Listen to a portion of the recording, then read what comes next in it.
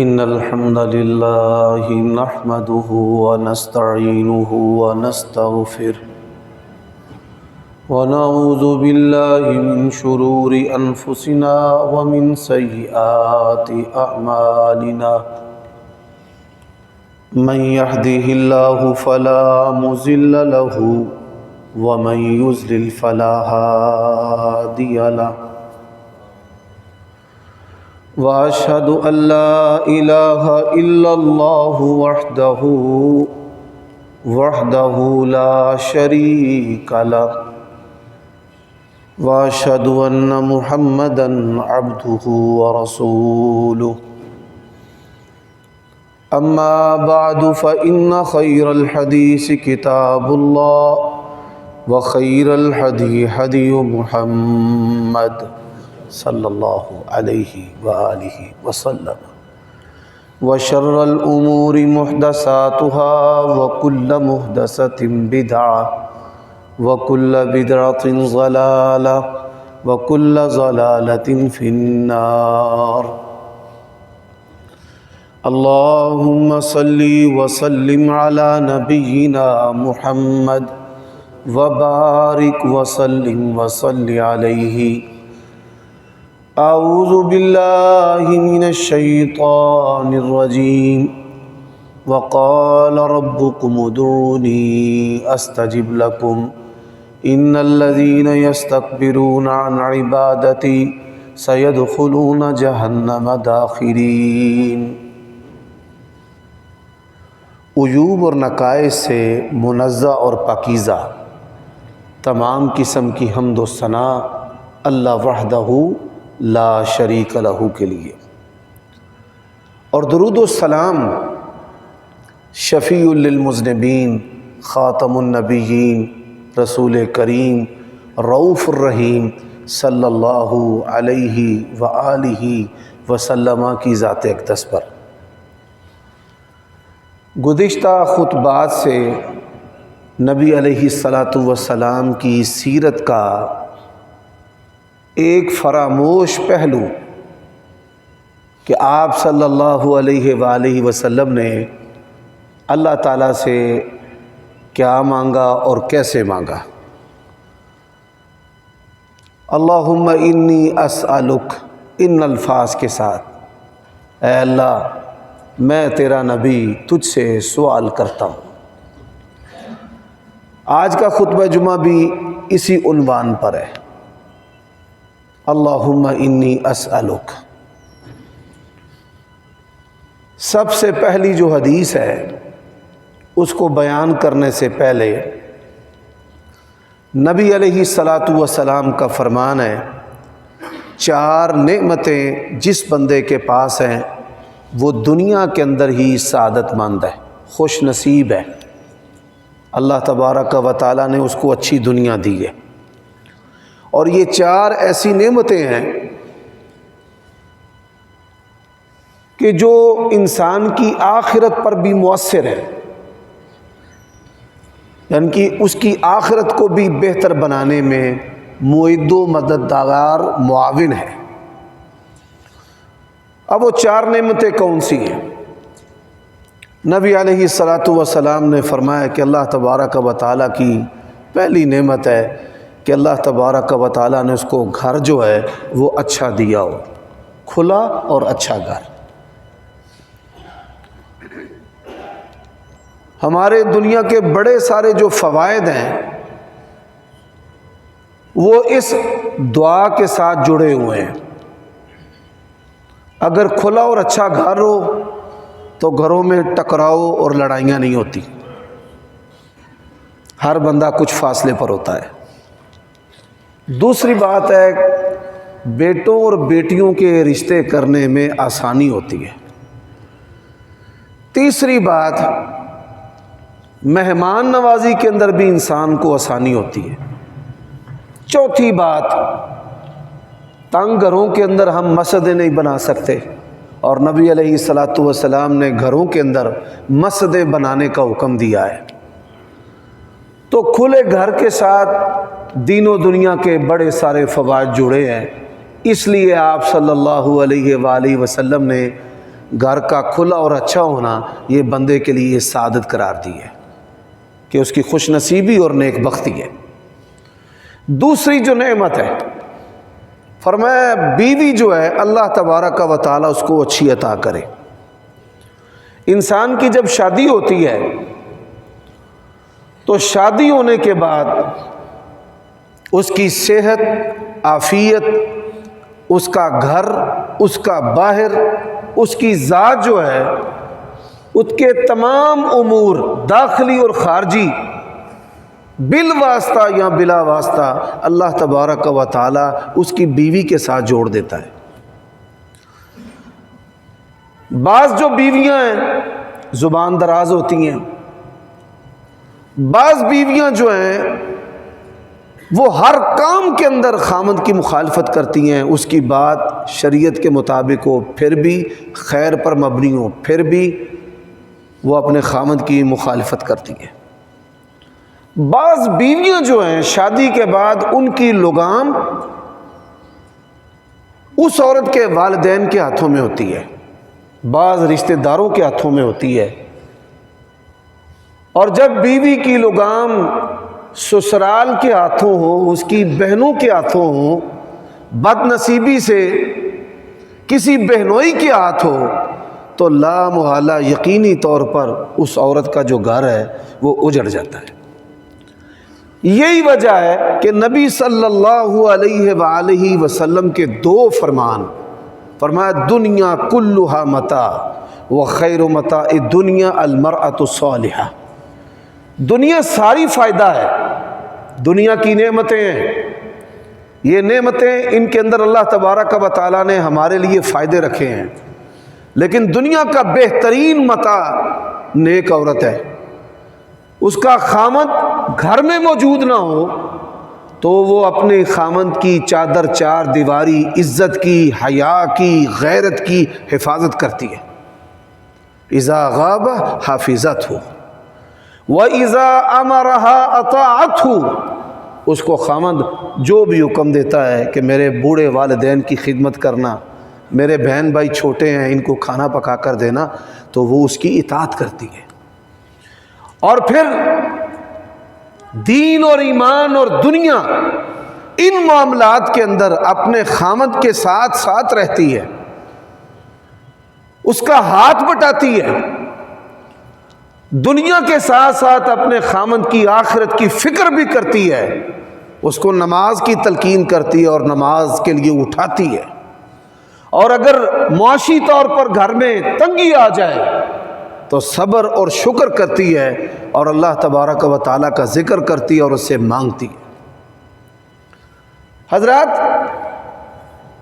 دوسری جو حدیث ہے اس کو میں بیان کرنے سے پہلے حضرت ایوب علیہ السلام اللہ تبارک و تعالیٰ کے بڑے پیارے نبی ہیں، حسین و جمیل بھی ہیں، خوبصورت ہیں، اور یہ بات یقینی ہے کہ جو انبیاء اور رسل ہوتے ہیں وہ اپنی قوموں سے بڑھ کر خوبصورت ہوتے ہیں، مال و دولت بھی ہے، بڑی ساری ان کی بیویاں ہیں، اللہ تبارک و تعالیٰ کی طرف سے آزمائش آئی ہے، اللہ تبارک و تعالیٰ کی طرف سے آزمائش نبیوں پر بھی آتی ہے، صالحین پر بھی آتی ہے، اور انبیاء اور رسل اور صالحین اس امتحان کے اندر کامیاب اور پاس ہوتے ہیں تو اللہ تبارک و تعالیٰ ان کو بڑی نعمتوں سے نوازتے ہیں۔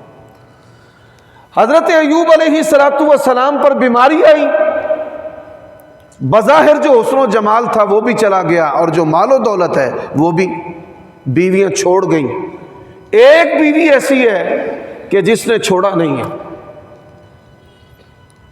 اس نے محبت اور خدمت کا حق ادا کر دیا ہے۔ اللہ تبارک و تعالیٰ نے الی یوم القیامہ اہل ایمان کے لیے اس نیک عورت کو ماڈل اور نمونہ بنا دیا۔ اور وہ دوسری حدیث جو میں آپ کے سامنے بیان کرنا چاہتا ہوں وہ کیا ہے کہ نبی علیہ السلام نے ایسی بیوی سے اللہ تبارک و تعالیٰ کی پناہ طلب کی ہے کہ جو بڑھاپے سے پہلے ہی اپنے خامند کو بوڑھا کر دیتی ہے، کہ اس کے اعمال، اس کے کرتوت، اس کا رہن سہن اس طرح کا ہوتا ہے کہ وہ ہر وقت خامند کے دماغ کے اوپر اس کے خیالات جو ہے وہ طاری رہتے ہیں، وہ ٹھیک سے کام نہیں کر پاتا، کسی سے بول نہیں پاتا، عبادت کرنے کا کوئی لطف و مزہ نہیں ہے۔ تو نبی علیہ الصلاۃ والسلام نے ایسی بیوی سے اللہ تبارک و تعالیٰ کی پناہ طلب کی ہے کہ جو انسان کو بڑھاپے سے پہلے بوڑھا کر دے۔ حضرات، یہی وجہ ہے کہ نبی علیہ الصلاۃ والسلام کی تلقین ہے، آپ کسی عورت سے نکاح کریں یا سواری خریدیں۔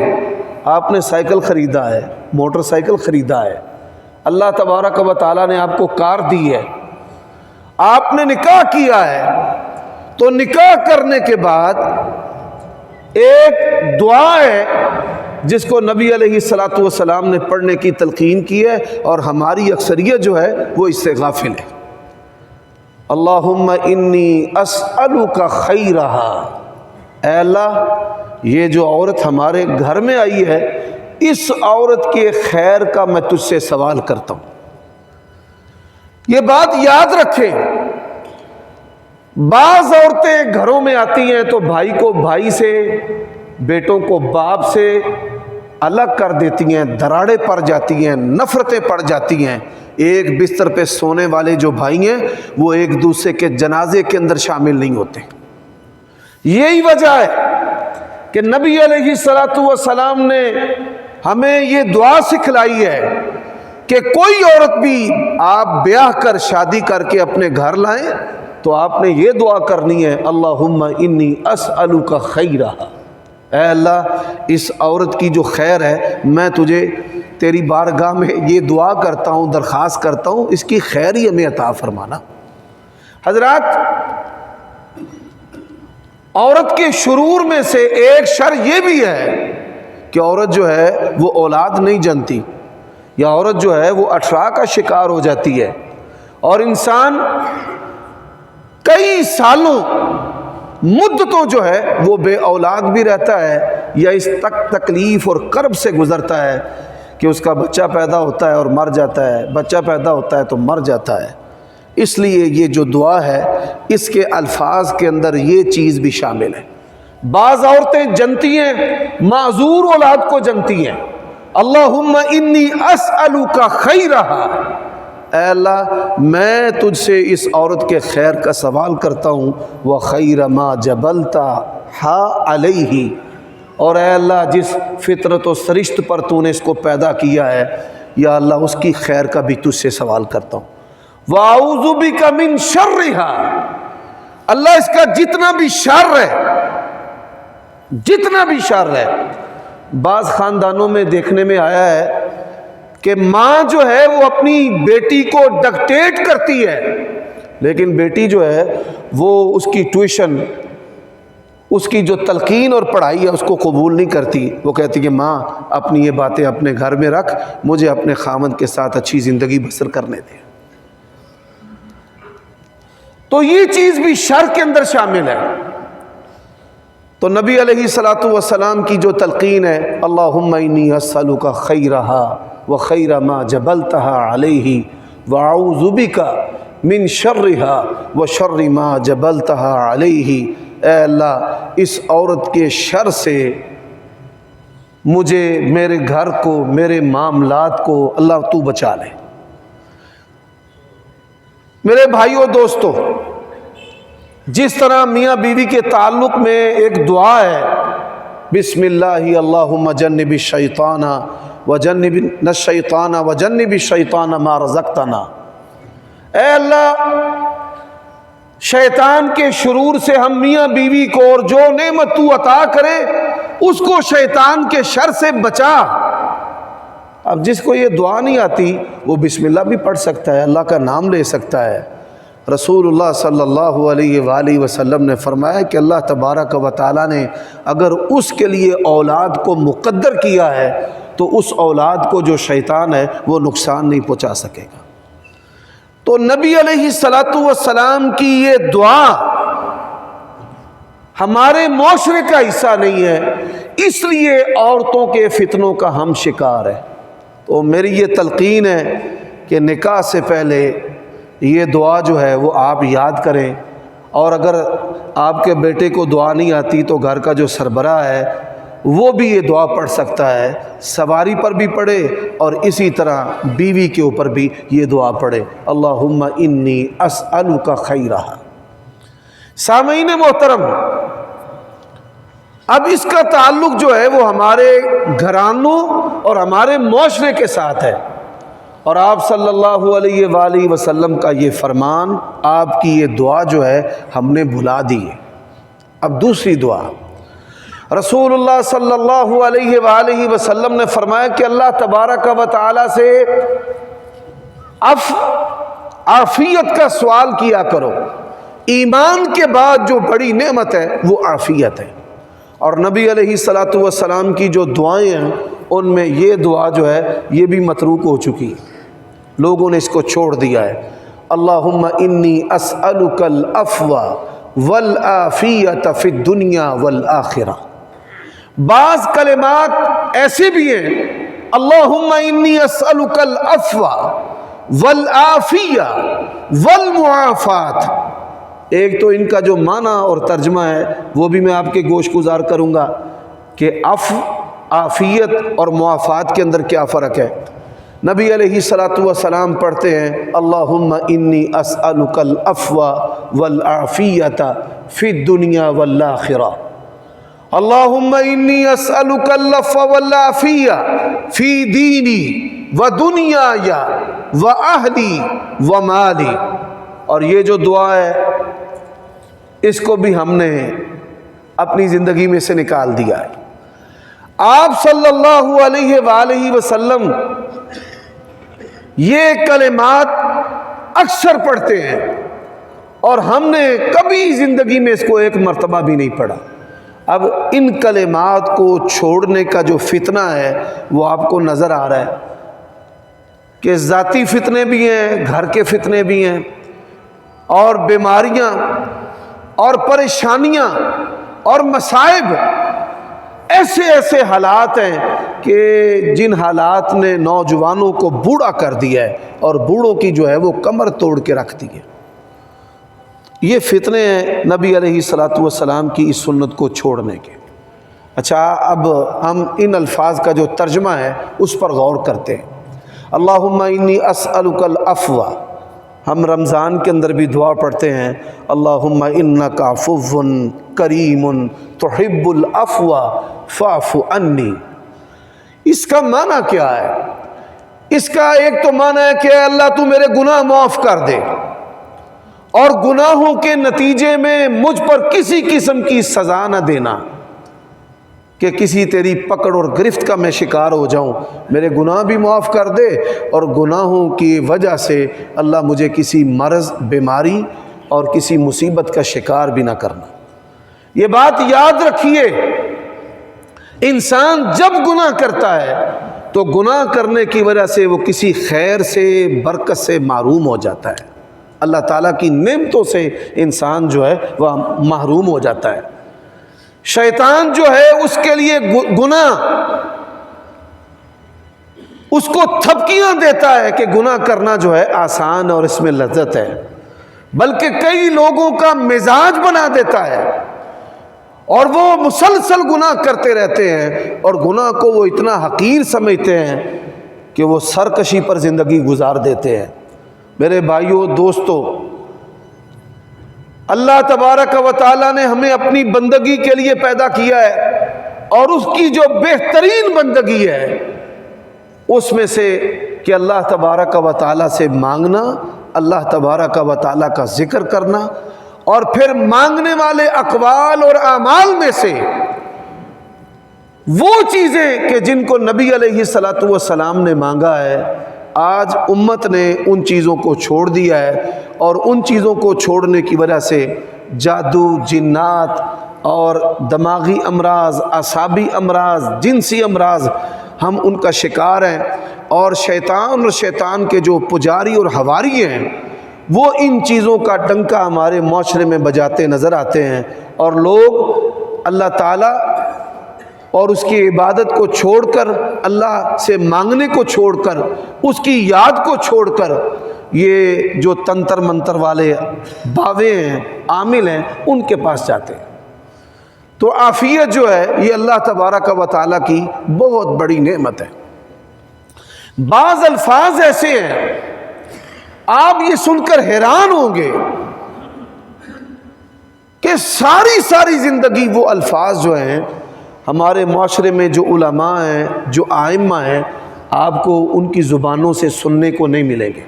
مثال کے طور پہ ایک دعا ہے، یقین جانیے ایسے مؤثر اور ایسے پاک کمال اور ایسے جامع الفاظ ہیں کہ جن کو اللہ تبارک و تعالیٰ نے عربی زبان سے ممارست دی ہے، وہ حیران ہوئے بغیر رہ نہیں سکتے۔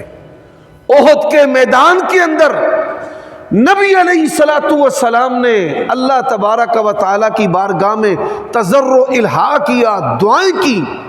ان دعاؤں کے اندر ایک دعا ہے کہ جس کے 3 جملے ہیں چھوٹے چھوٹے، لیکن با کمال اور بے مثال قسم کی دعا ہے۔ اللہم انی اسألک النعیم المقیم الذی لا یزول ولا یحول۔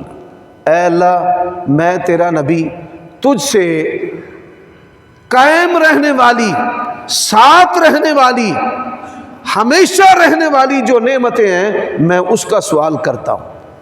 اب آپ دیکھیے بعض لوگ ہیں اللہ تعالیٰ نے ان کو قوت گویائی دی ہے، جب بوڑھے ہوتے ہیں تو ان سے ٹھیک سے بولا نہیں جاتا، دانت اتر جاتے ہیں، بولتے منہ سے ہوا نکل جاتی ہے، وہ ٹھیک سے اپنا ما فی ضمیر بیان نہیں کر سکتے، قوت جو سماعت ہے یہ چلی جاتی ہے۔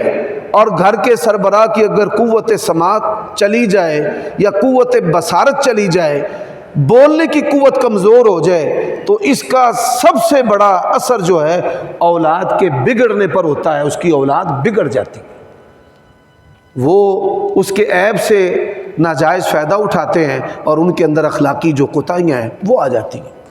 حضرات یہی وجہ ہے کہ نبی علیہ السلام کے جو الفاظ ہیں، نبوی الفاظ، وہ مختصر ہیں لیکن ایسے جامع ہیں کہ ہماری زندگی کے جو کونے قدرے ہیں، خفیہ گوشے ہیں، ایسے حصے ہیں، زندگی کے ایسے پہلو ہیں کہ جن پر کبھی ہم نے سوچا ہی نہیں ہے، وہ بھی نبی علیہ السلام کی دعاؤں کے احاطے کے اندر آ جاتے ہیں۔ یعنی جب وہ انسان اپنی زبان سے الفاظ نکالتا ہے تو زندگی کے وہ پہلو بھی اس دعا کے اندر شامل ہو جاتے ہیں۔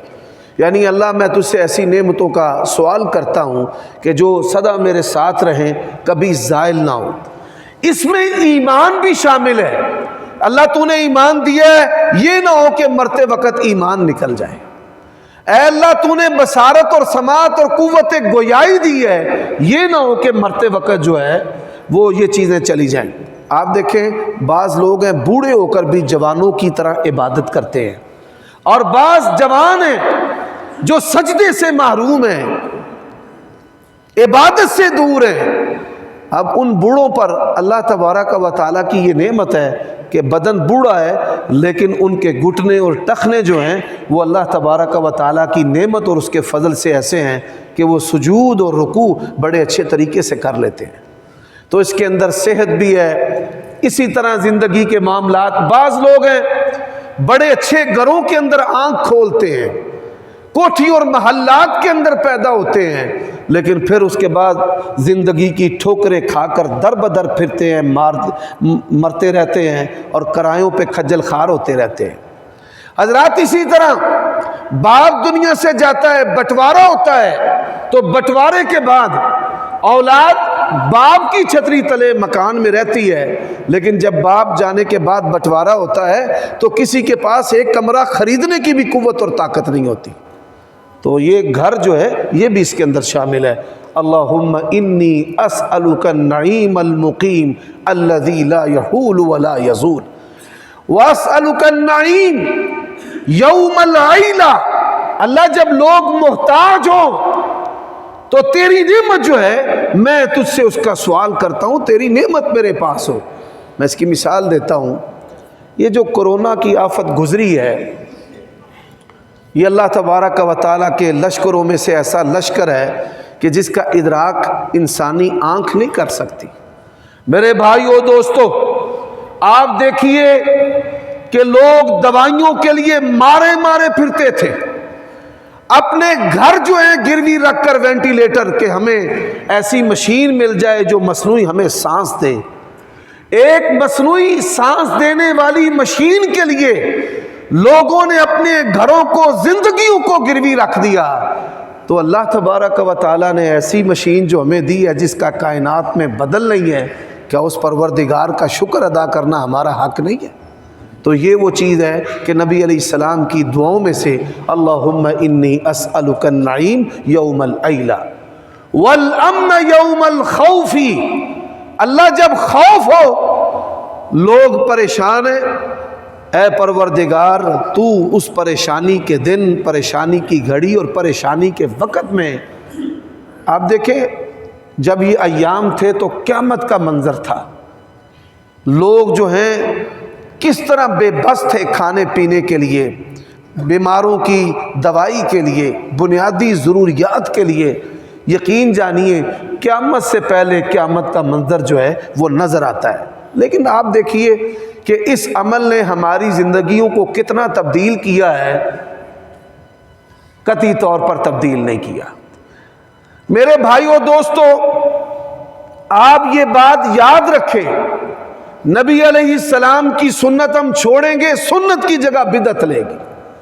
آپ صلی اللہ علیہ وسلم کی دعاؤں کو ہم نے چھوڑا ہے، ان دعاؤں کو چھوڑنے کی وجہ سے عبادت کی حلاوت اور مٹھاس جو لذت ہے، ہم اس سے محروم ہو گئے ہیں۔ حالانکہ دنیا کی تمام نعمتوں سے بڑھ کر اللہ تبارک و تعالیٰ نے لذت جو ہے وہ انسان کو عبادت کے اندر عطا کی ہے۔ جعلت قرۃ عینی فی الصلاۃ ان تعبد اللہ کأنک تراہ، تم اللہ کی بندگی ایسے کرو کہ جیسے تم اللہ کو دیکھ رہے ہو۔ کیا زندگی پوری میں ہم نے کوئی ایسی نماز پڑھی ہے کہ جو اس تصور کے ساتھ اور اس کیفیت اور وجدان کے ساتھ ہو کہ ہم اللہ تبارک و تعالیٰ کو دیکھ رہے ہیں؟ تو میں یہ سمجھتا ہوں کہ ایسی چیزیں، ایسے اعمال اور ایسے اقوال نبی علیہ الصلاۃ والسلام نے اللہ تبارک و تعالیٰ سے مانگے اور ہم نے چھوڑ دیے۔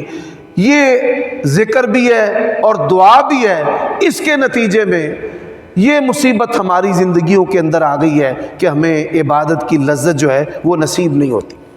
حضرات، لوگ ساری زندگی بیڑیاں پہن کر، ساری زندگی پتھر پہن کر جنگلوں میں آگ کے گرد طواف کرتے ہیں، چلہ کشیاں کرتے ہیں، بوری کو اپنے بدن کے اوپر باندھ لیتے ہیں، ساری زندگی جو ہے وہ گلے کے اندر تختی ڈال کر پھرتے ہیں کہ میں نے اتنے سال کسی سے کلام نہیں کرنی۔ یہ ساری جو خرافات ہیں، ساری جو رسوم ہیں، ان کا تعلق شرک اور بدعت کے ساتھ ہے، سنت کے ساتھ اور نبی علیہ الصلاۃ والسلام کی سیرت کے ساتھ نہیں ہے۔ اب یہ جو سختیاں وہ اپنے اوپر کرتے ہیں کہ میں کھاؤں گا نہیں اور میں پیوں گا نہیں اور میں پہنوں گا نہیں، آپ دیکھیے بدھ مت مذہب کے اندر، ہندوؤں کے اندر اور مسلمانوں کے صوفیوں کے اندر جو قدر مشترک ہے، اپنے بدن کو اذیت دینا، کھانے پینے سے دور رکھنا، ما انزل اللہ بہا من سلطان، یہ اللہ تعالیٰ کا کوئی پسندیدہ طریقہ نہیں ہے۔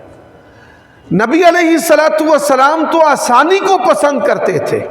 کمال یہ ہے کہ انسان حرام سے دور رہے، حلال سے، طیبات سے، جو چیزیں ہمارے پیارے نبی نے استعمال کی ہیں ان سے دور رہنا، یہ بے وقوفی کے سوا کچھ بھی نہیں ہے۔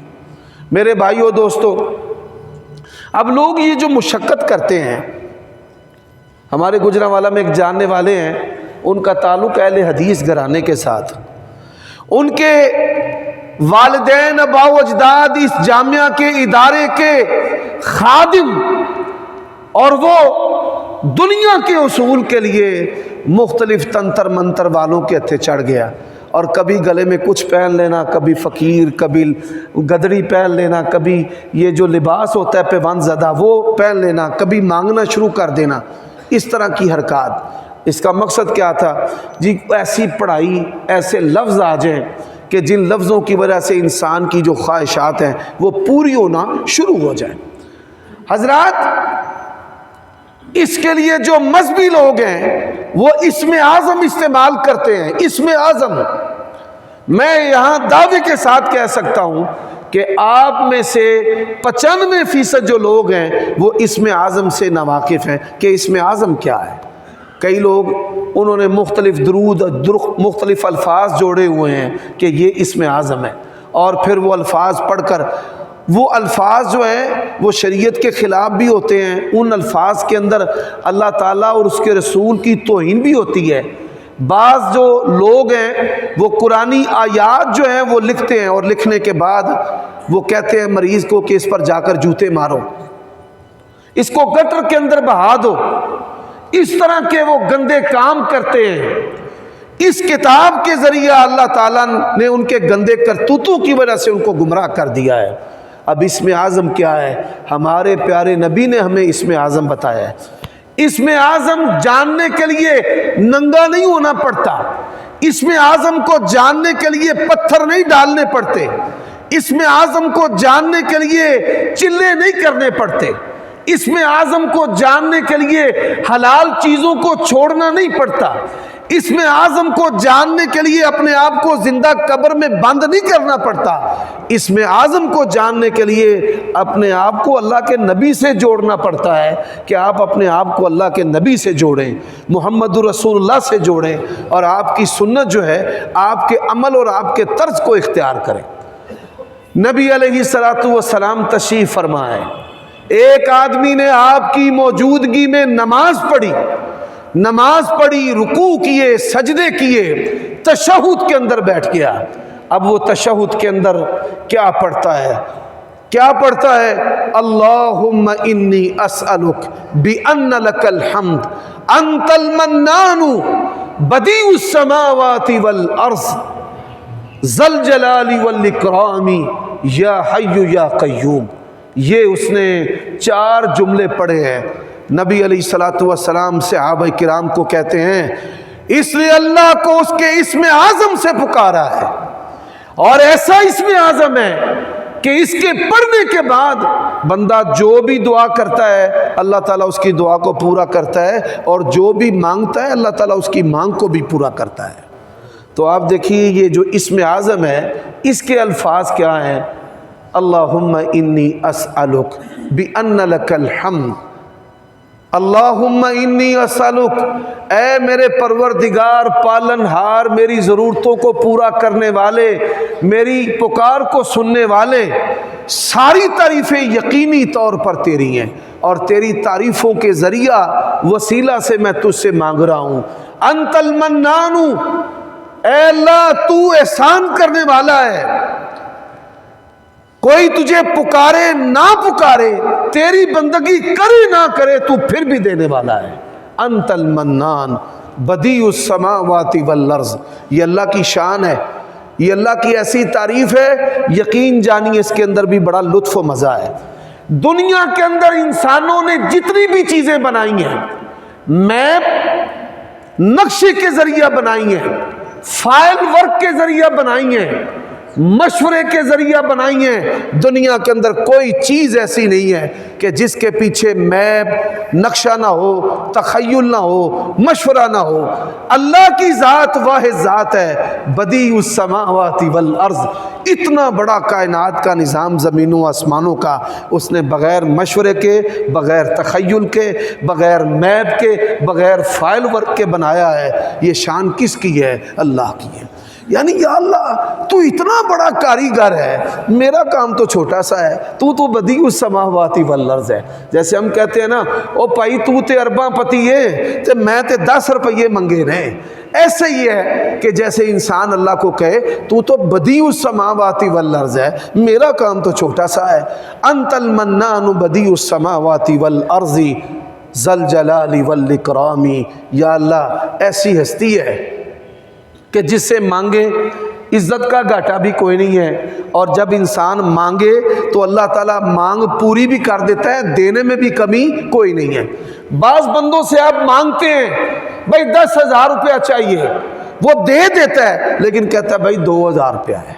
تو اللہ تعالیٰ کی ذات ایسی نہیں ہے کہ آپ مانگیں وہ تھوڑا دے کر کہ چل ٹھیک ہے، آپ مانگے، وہ منان ہے، وہ دیتا ہے، کہتا ہے اور لے لے اور لے لے اور لے لے، اللہ تبارک و تعالی راضی کر دیتا ہے۔ تو میرے بھائیوں دوستو، میں نے خطبہ کے آخر کے اندر اس دعا کو رکھا ہے، یہ بخاری مسلم کی شرطوں پر صحیح سند ہے اور نبی علیہ السلام کا پسندیدہ کلمہ ہے۔